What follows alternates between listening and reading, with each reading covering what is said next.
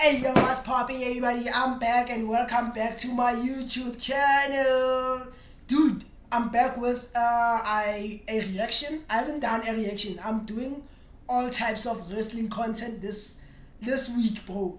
I'm gonna pick my poison and I actually wanna talk about something along the way. It's a new series I'm actually starting. I hope everybody's gonna get excited for it. But anyways, what I'm checking out today is John Cena's retirement tour. Because everybody has like their own views and everybody has their own opinions on how the retirement should have went or how it should have played out. I wanna check out wrestling with Andy's point of view, you know? If we really want to break down the history of WWE into segments, there are 5 true eras of the company, with these being the Bruno Sammartino era, the Hulk Hogan era, the Steve Austin era, the John Cena era, and the Roman Reigns era. And of those different performers who carried each age on their backs, it's Big Match John in particular that we're going to be talking about today. Not his entire career, though. No, it's specifically that final retirement tour, which happened during 2025, we're going to discuss. Wait, before we get into it, I just want to say I adore like the whole retirement, bro. I mean, it had some few like some bad lows, and it had some high ups, bro. I'm not gonna like AJ Styles versus Cena, Cena versus CM Punk was one of my favorite matches, and then even the feud was kind of pretty cool, bro. Seeing Punk live, you know, like I really enjoyed some of John Cena's work, and some I really despise, like the Brock Lesnar ones. Bad. This was probably the wrestling retirement which got the most sustained attention in history. So join us as we take a deep dive into the entire story from start to finish right now. Of course, if we're going to look at the end of John Cena's career, we really have to touch upon what came before in order to give context as to why him hanging up his boots was such a big deal. After all, following his in-ring debut on an episode of SmackDown in June of 2002, it would only take a few years for the West Newbury native to rise all the way to the top of WWE and become the face of both the Ruthless Aggression era and the PG era. Obviously then, this was a hell of an achievement.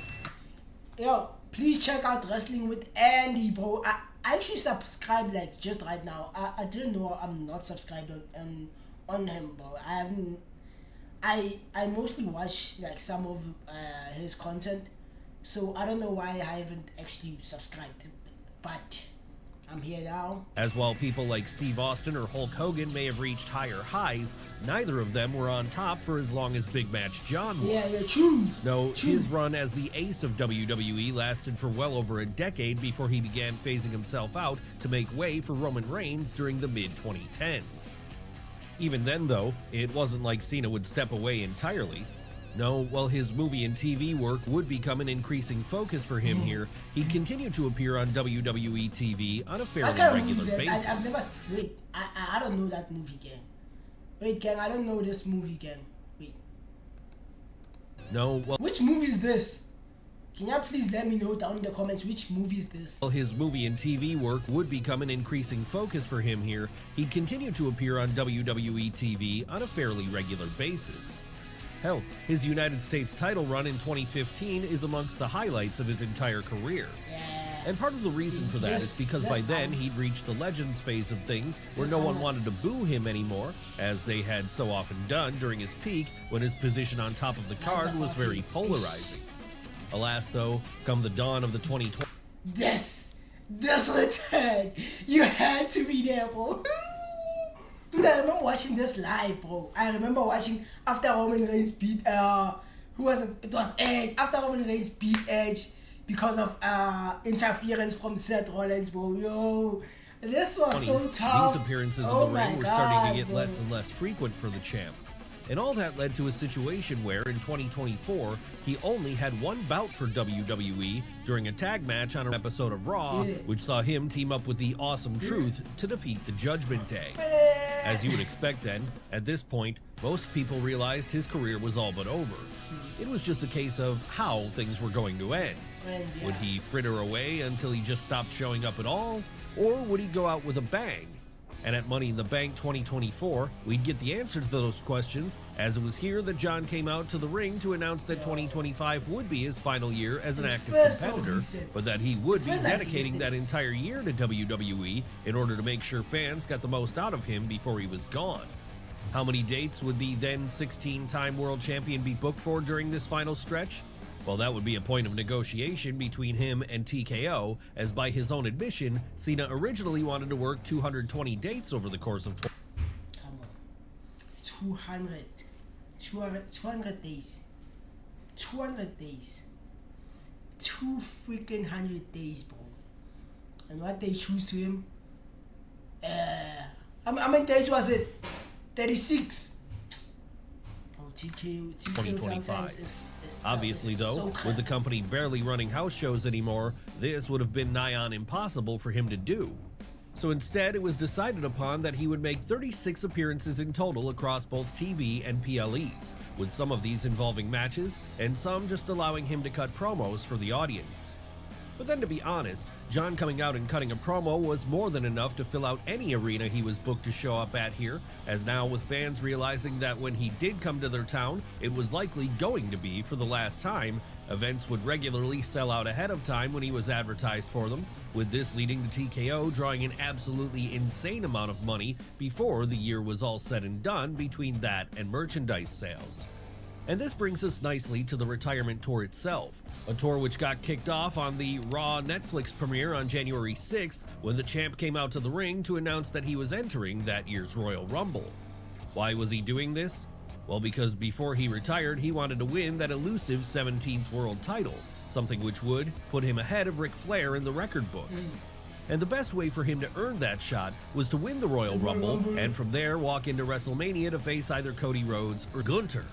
Would this plan work out? Not exactly, because at his next physical appearance on the night of the titular PLE itself, Cena would put up a valiant effort in the Royal Rumble by entering at number 23 and eliminating 3 people, all before being thrown out of the ring himself by the eventual winner, Jey Uso. Yes, it was a... Yeah, people are still clowning on that, bro. It's just crazy. Dude, I'm a big fan of, like, the Usos. I'm not gonna lie, y'all know even from my Deuces Usos, like I'm a huge fan of the Usos, but Jey winning the Rumble was just not it, bro. Jey winning the Rumble was just not it, Chad. Like, I feel like they made such an error. I feel like they should have just gave John Cena the win right there and maybe given Jey Uso like a elimination chamber, probably. It's a pretty major bump in the road for John Cena's plans to win that final world title before he hung up his boots for good. Really, at that point, if he wanted to walk into WrestleMania 41 and challenge for one of the top prizes, he only had a single remaining option left, to enter the Elimination Chamber on March 1st. So that's exactly what he did, as it was here fans got an all-timer of a moment to remember. What was this moment? Well, after entering the chamber and outlasting CM Punk, Seth Rollins, Drew McIntyre, Damian Priest, and Logan Paul to win the whole thing, the champ would book his shot at Cody Rhodes and his WWE title the following month. And wanting to scout out his opponent then, he'd remain in the ring while the American Nightmare came out to confront The Rock post-match. You see, another story in the lead-up to Elimination Chamber had been the People's Champion trying to convince Cody to turn heel by having him sell his soul to him. But when Rhodes ended up rejecting this right there in the ring that night in Toronto, the Great One was forced to go with Plan B. And that Plan B would be a whopper as it turned out because, after giving the signal to Cena, the 16-time champ laid out Cody with a low blow, in the process turning heel himself. That's right, it was a moment most fans thought they'd never see by then, the mythical Cena heel turn. Put this on silent. Interest from not only the wrestling world, but also some notable interest from the larger pop culture sphere too. Wait. Let me rewind a bit. Sorry about that. With a low blow, in the process turning heel himself. That's right, it was a moment most fans thought they'd never see by then, the mythical Cena heel turn. So as you would This expect, also, this gained huge interest. this gained so much interest, bro. Like everybody was so hyped. I remember myself posting probably 5 videos talking about John Cena. No, John Cena did this, bro. And then the follow-up was just so From not only the wrestling world, but also some notable interest from the larger pop culture sphere too. And it created a lot of positive buzz as fans wondered what was going to happen next. Would it be a situation similar to Hulk Hogan's heel turn in 1996, the one which kicked off wrestling's second great boom period? Well, that's something we would start to find out when John returned to Raw a couple of weeks later. Unfortunately, though, what we'd find out here was that this was not going to be the case. No, this would quickly turn into more of an invasion-style situation than a Bash at the Beach 96 one. And the reason for that was because during his appearances in the lead-up to WrestleMania, Cena's justification for turning all boiled down to him blaming fans for booing him, despite the fact that they hadn't really been booing him for years by then. yeah.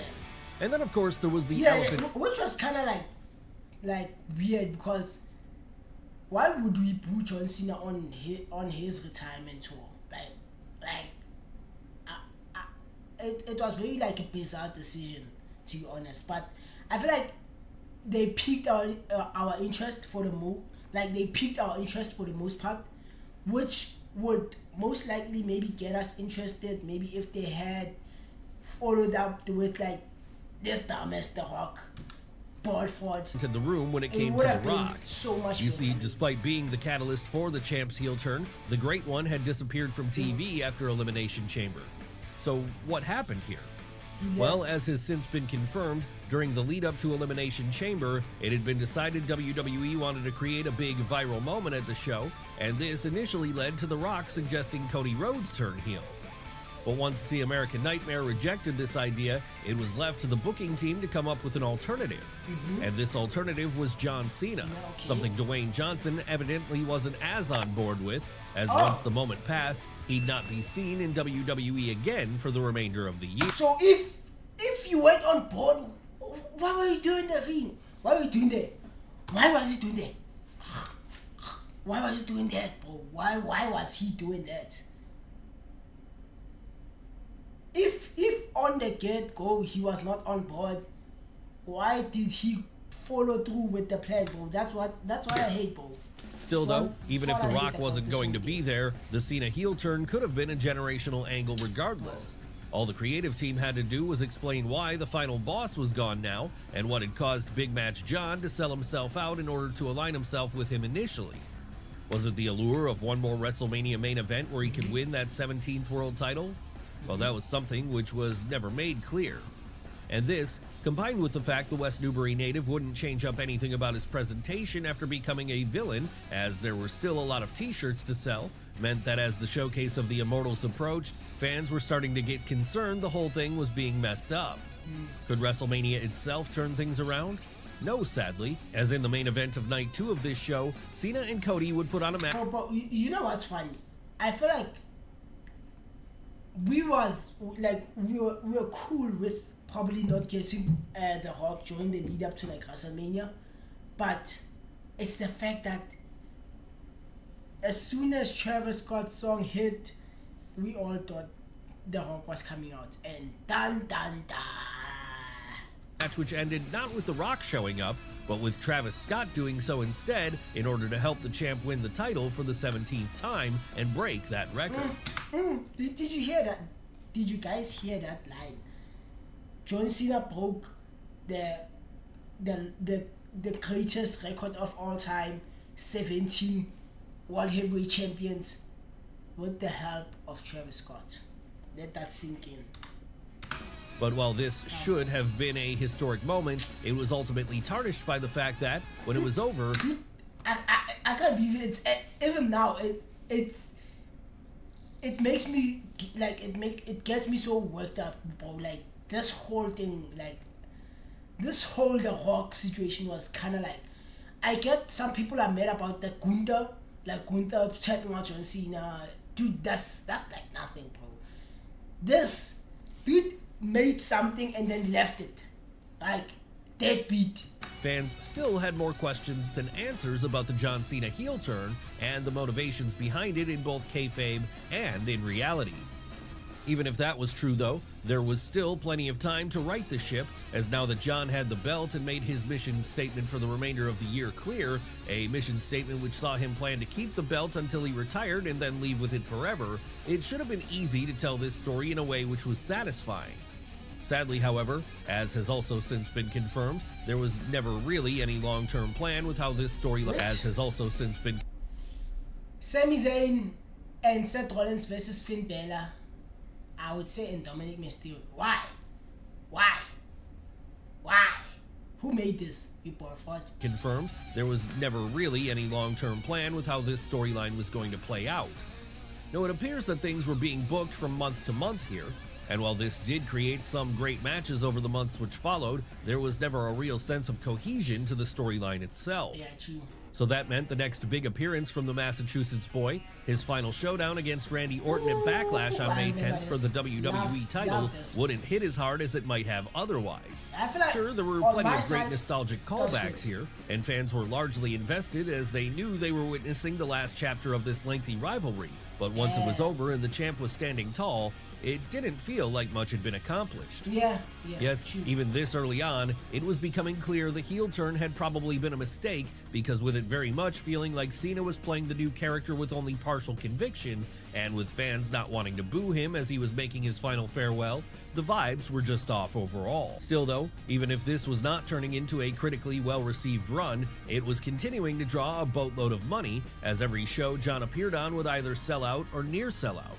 And that would lead us into Saturday night's main event on May 24th, the show in which a more lighthearted title defense was offered up, as this would see R-Truth take on the champ and attempt to dethrone him. Of course, what most people remember about that match now, though, is the fact that Truth was cut from his contract not long thereafter, a moment which created backlash amongst fans who were by now growing increasingly frustrated. Hell, so big would this backlash be when Cena had his next in-ring appearance at Money in the Bank on June 7th, this time in a tag team bout which pitted him and Logan Paul against Cody Rhodes and Jey Uso. Things would end up with Truth returning to attack the champ and set up a rematch, a moment which confirmed that WWE had caved to the pressure and had rehired Ron Killings. When would this rematch between... Are you watching the show? Cena and Truth take place? Well, that would happen on the June 20th episode of SmackDown, with the champ winning here in pretty short order. And it's just as well it was a short night for Big Match John, as he had an even bigger defense coming up at Night of Champions a few weeks later. That's right. It was at this show that he'd be giving us the final chapter of another classic feud of his, this time with CM Punk, with the build-up to this one calling back to that Money in the Bank program from 2011, as it saw the champ flip the script on the challenger by cutting a pipe bomb on him, one which criticized him for being a sellout. And the match itself was a very good one, as like with Orton and Cena, it saw the pair in the ring that night in Riyadh play the hits exactly as fans wanted to see. Yes, they wanted to be given a blast of nostalgia, but nostalgia wouldn't be on the cards for John's next big defense at SummerSlam on August 3rd. Why was this? Well, because that would be the night he was set to defend against Cody Rhodes in a rematch from WrestleMania 41, a rematch in which both men were highly motivated to redeem themselves after their prior meeting had been so maligned. Before we could find out who would win this one, however, there would be a very notable moment which took place that we have to talk about. Yes, it was the moment where, after it had become all too apparent to everyone that the Cena heel turn had been a dud, the decision was made to pull the plug on the whole thing abruptly. Curiously though, rather than John turning babyface in the big match against the American Nightmare itself, something which would have been the obvious thing to do, he'd just come out to the ring on SmackDown 2 nights before and announce he was no longer a heel.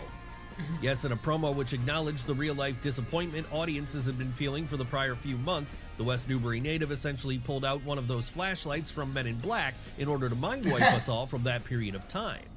And fans were certainly happy to have John Cena be a babyface again for what remained of his career.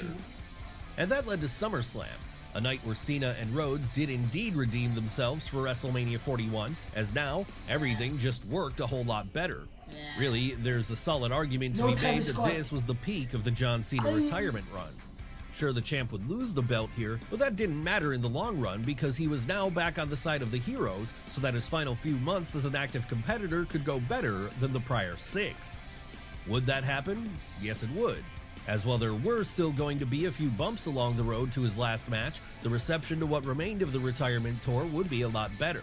And the main reason for that was because now, John could do what he did best, leave the fans feeling good by playing the old hits in a babyface manner, all while he was also leaving his bosses very happy by the amount of merchandise he was selling and the number of butts he was continuing to put in seats. Nice. Sure, his next match, the one which saw him team with the American Nightmare to take on Drew McIntyre and Logan Paul on the August 8th episode of SmackDown, might have felt a little throwaway, but it was a good match nonetheless.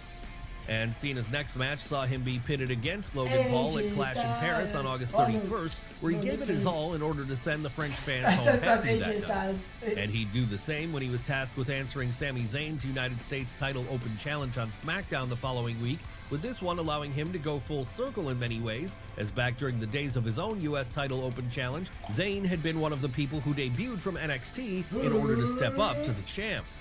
Would Cena win the US title one last time here? Now, that wasn't necessary anymore at this stage of the game. Really, the only belt fans had that much interest in seeing the 17-time world champion go after by then was the Intercontinental strap, as this was the only belt he had yet to win during his decades-long career. And while we would get there, before we did, there would be a couple more last-time encounters for Big Match John to end classic rivalries of his with. The first of which saw him challenge Brock Lesnar. God damn it, bro. It just keeps on getting worse. Oh my god, bro. Imagine if John Cena just straight up won that match. It changes everything. At WrestlePalooza, in a bout in which Cena absolutely got squashed in just under 9 minutes. What is this? Still, even though Cena got destroyed here, things would pick up again at Crown Jewel Perth on October 11th, as this was the night we got another highlight, and perhaps an even stronger contender for the best match of the West Newbury natives' final run. What was this match? Well, it was the last time ever showdown between John Cena and A. Oh, I actually been saying this. I think this this match, it's my favorite match from the retirement. AJ Styles versus Cena is my favorite match from this retirement tour. AJ Styles. Hell, more than any other, this would play like a love letter to both Cena and Styles' careers, as it saw both men involved call back to their own history multiple times, with the whole thing ultimately ending when the 17-time champ came out on top. Unsurprisingly then, once that was over and things were on a high again, it felt like this whole year-long angle would stick the landing. All it needed was a few home runs for those last few dates. And we really were talking about those last few dates now, as with 32 of these 36 appearances already having been run through, only 4 would remain. So that meant when the champ rolled into the November 10th episode of Raw, airing live from his hometown of Boston, it would be the final time he'd ever appear in front of those people as an active wrestler. What would he give the audience who showed up to see this last stand? Well, a history-making moment, as this was the night John completed the set by winning the Intercontinental title from Dominic Mysterio, meaning he had now won every belt he was eligible for on the WWE main roster.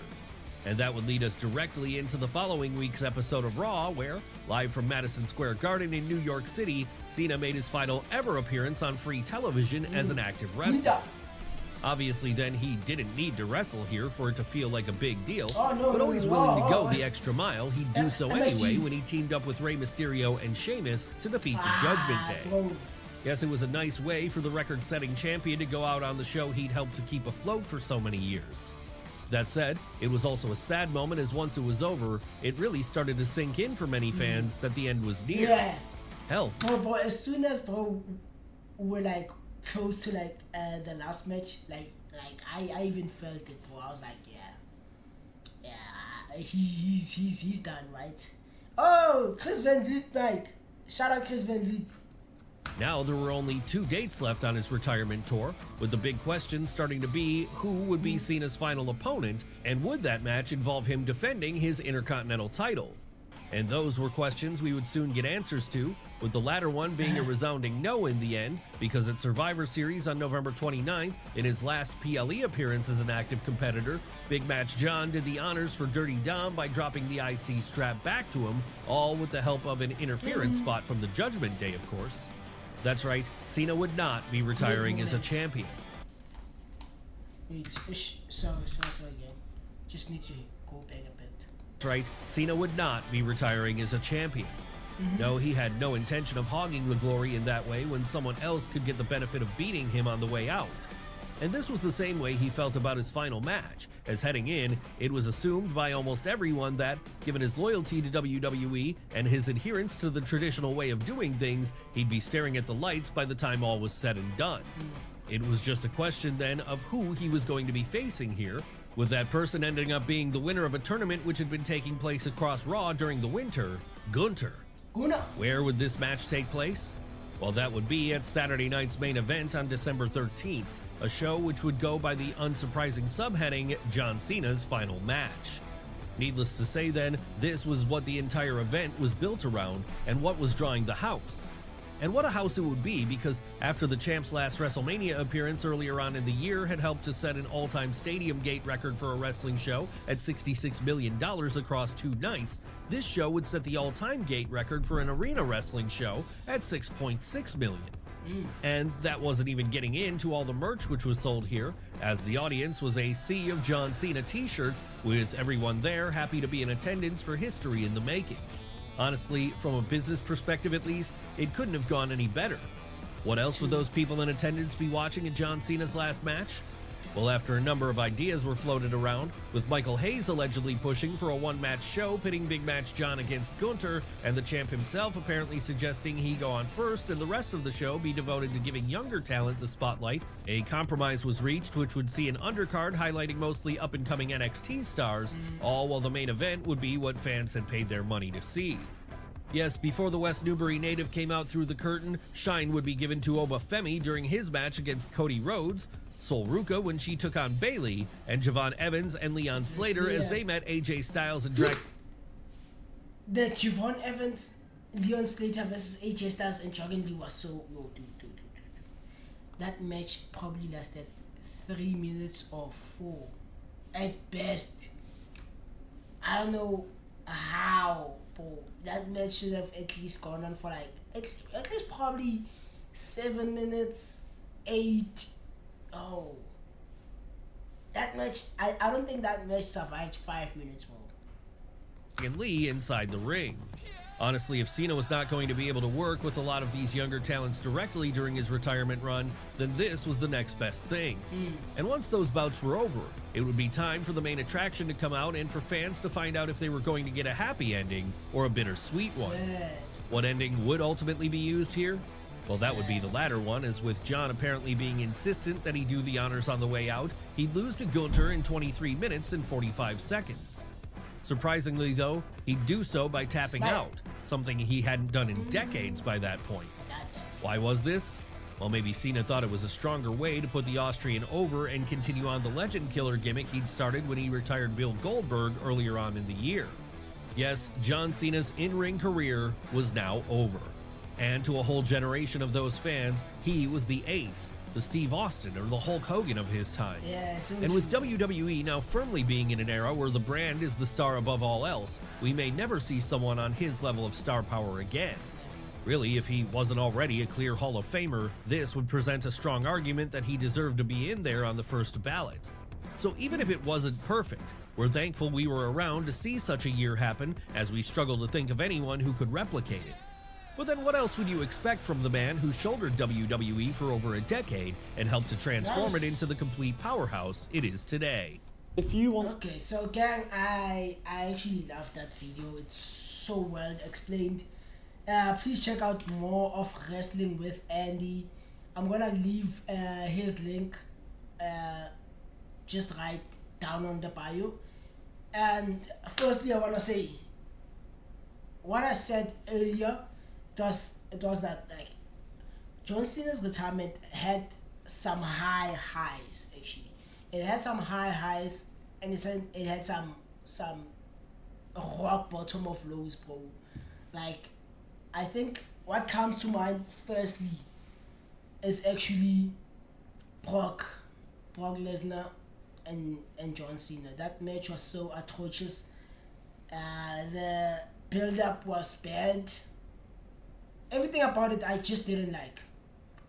And then I feel like the Travis Scott and the Dwayne the Rock bald deadbeat. I've already covered that one, bro. I feel like that one on its own, bro. I feel like I won't stop talking, bro. Like, it just pisses me off how it was handled. With the Rock saying I didn't wanna be part of it in the beginning, then late. You should have left it, bro. Like, why give us something or promise us something that wasn't gonna happen? You know. But anyways, gang, I hope y'all check this video, more of these videos, and I'm gonna leave the link down in the description. Anyways, deuces, the oozes.